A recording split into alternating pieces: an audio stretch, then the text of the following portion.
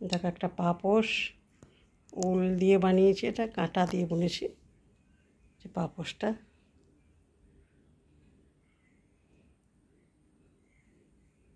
দু কালার উল দিয়েছি, নীল আর হলুদ দিয়েছি।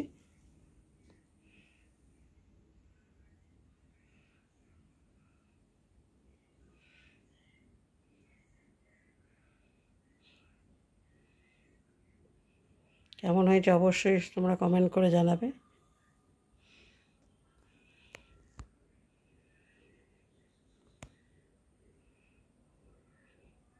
কেউ যদি এই ডিজাইনটা দেখতে চাও যে কী করে আমি বানিয়েছি, তো কমেন্ট করে জানাবে, তো আমি দেখিয়ে দেবো কী করে এটা বানিয়েছি।